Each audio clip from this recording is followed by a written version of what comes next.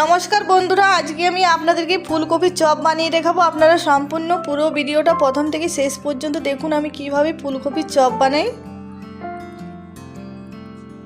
আর ফুলকপির চপ বানানোর জন্য দেখুন এখানে একটা বড় সাইজের ফুলকপি নিয়েছি। ফুলকপিটা এবারে কেটে নেব। আর ফুলকপিটা কেটে নিচ্ছি আর এরকম দেখুন টুকরো করে নিচ্ছি ফুলকপি। আর প্রত্যেকটা একই সাইজ করে কেটে নিলাম। এবারে ফুলকপিটা ভালো করে ধুয়ে নেব। আর এখানে ফুলকপি চপ বানানোর জন্য নিয়েছি দেখুন গাজর, বিট, মটরশুঁটি, ধনেপাতা আর গাজর আর বিটটা গ্রেট করে নিয়েছি। আর নিয়েছি এখানে আলু সেদ্ধ।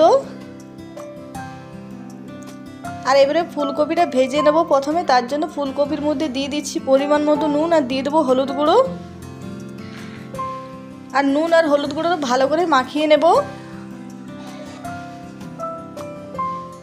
আর ভালো করে মাখিয়ে নিয়েছি নুন আর হলুদ গুঁড়োটা। এবারে ফুলকপিটা ভেজে নেব। তার জন্য কড়াই দিয়ে দিচ্ছি সরষের তেল। আর এবারে ফুলকপিটা ভেজে নেব। তেলটা গরম হয়ে গেছে। সব ফুলকপিটা একবারে ভাজবো না, অল্প করে ভেজে নেব, তাতে ভালো ভাজা হবে ফুলকপিটা। আর দেখুন ফুলকপিটা ভাজা হয়ে গেছে খুব সুন্দর। এইভাবেই প্রত্যেকটা ফুলকপি ভেজে নেব।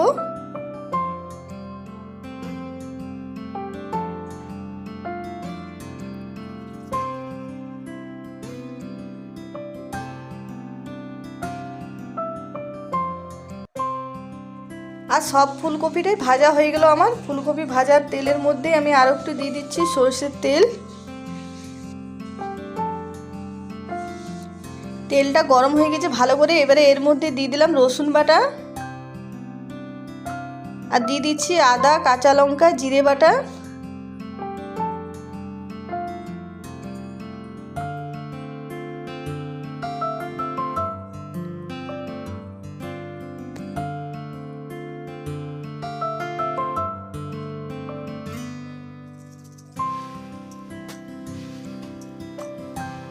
কিছুক্ষণ মশলাটা ভেজে নিয়েছি। এবারে এর মধ্যে দিয়ে দিচ্ছি নুন পরিমাণ মতো, দিয়ে দেবো হলুদ গুঁড়ো।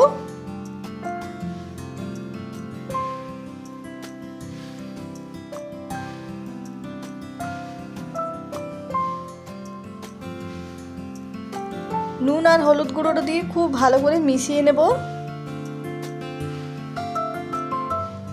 আর এবারে এর মধ্যে দিয়ে দিচ্ছি গাজর গ্রেট করা, দিয়ে দেবো বিট গ্রেট করা আর দিয়ে দেবো মটরশুঁটি।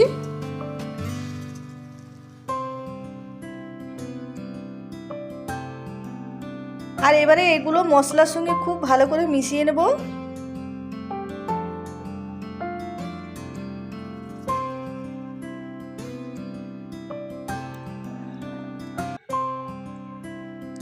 বিট আর গাজর মশলার সঙ্গে খুব ভালো করে ভেজে নিয়েছি। আর মশলাটাও খুব সুন্দর ভাজা হয়ে গেছে। এর মধ্যে এবারে দিয়ে দিলাম বাদাম ভাজা।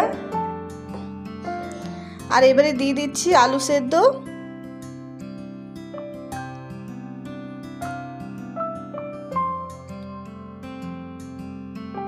নেব।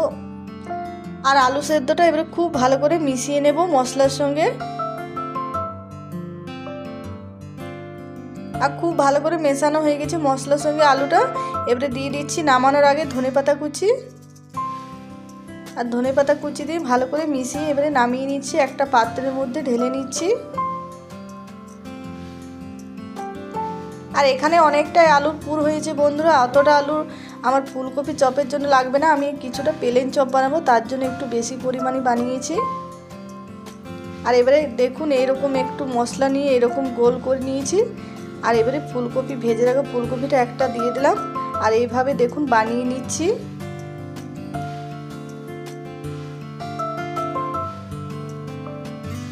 আর একটা দেখুন বানানো হয়ে গেল। আর প্রত্যেকটাই আমি একইভাবে বানিয়ে নেব।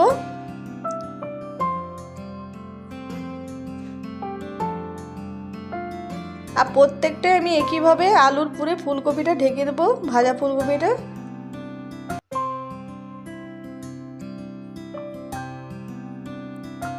আর দেখুন অনেকগুলো বানানো হয়ে গেল।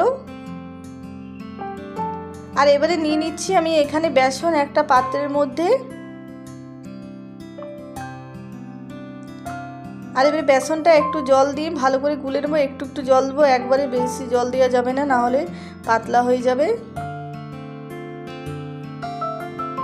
আর দেখুন বেসনটা খুব সুন্দর গোলা হয়ে গেছে। এবারে দিয়ে দিলাম হলুদ গুঁড়ো, দিয়ে দিচ্ছি পরিমাণ মতো নুন। আর বেসনটা খুব ভালো করে ফেটিয়ে নিতে হবে, তাহলে ভালো হবে।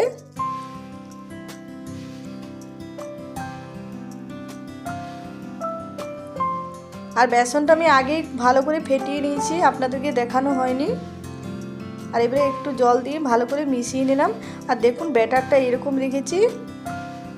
আর এবারে ফুলকপির চপটা ভেজে নেব।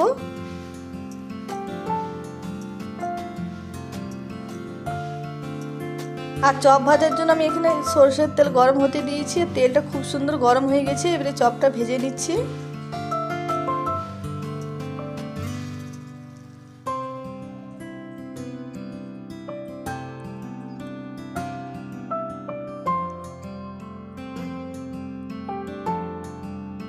আর এবারে উল্টে পাল্টে ভালো করে চপটা ভেজে নেব। দেখুন খুব সুন্দর ভাজা হয়ে গেছে, এবারে তুলে নিচ্ছি।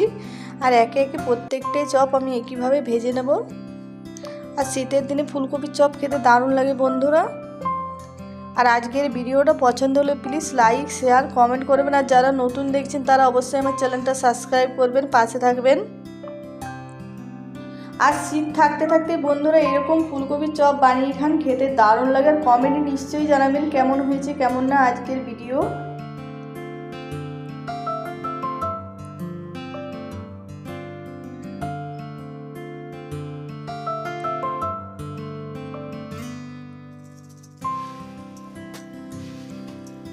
আর একে একে সব চপগুলো এবার ভাজা হয়ে গেল দেখুন। আর একটা চপ আপনাদেরকে কেটে দেখাবো যে কত সুন্দর হয়েছে। আর ছুরির সাহায্যে কেটে দেখালাম, দেখুন কত সুন্দর হয়েছে। পুরো চপটা ফুলকপিতে ঠাসা।